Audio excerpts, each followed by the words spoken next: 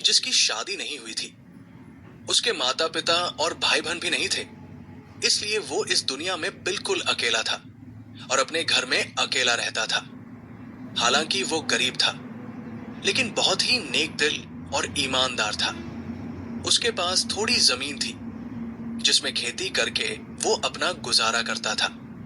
एक दिन वो नौजवान अपने धान के खेत में काम कर रहा था कि अचानक उसे हवा में किसी पक्षी के पंख फड़फड़ाने की आवाज सुनाई दी।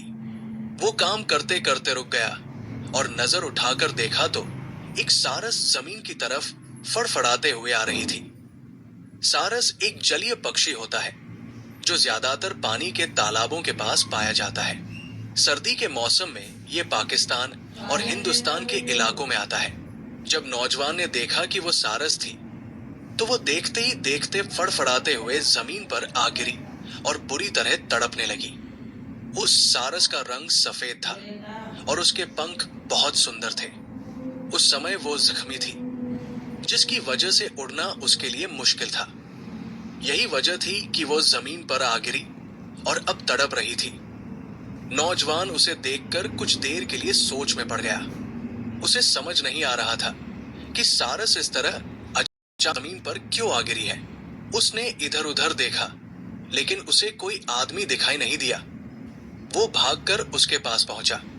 उसे इस तरह जख्मी देखा तो उसकी हालत पर दया आ गई। उसने सारस को दोनों हाथों में उठाकर देखा तो उसके पंख की जड़ में एक छोटा सा तीर धंसा हुआ था। ओह, बेचारी सारस, अब पता चला कि तुम क्यों नहीं उड़ सकती हो और जमीन पर यूं अचानक क्यों आ गिरी हो। उसने ये वाक्य ऐसे कहा जैसे वो अपने आप से बात कर रहा हो। उसने दया भरी नजरों से सारस की तरफ देखा और फिर जल्दी से उसके शरीर में धंसा हुआ तीर निकाला। बहुत आराम से उसके जख्म साफ किए और हल्के हाथों से उसके शरीर को सहलाने लगा ताकि उसका दर्द कम हो और हालत संभल जाए। और हुआ भी यही। थोड़ी देर में सारस काफी हद तक ठीक हो गई।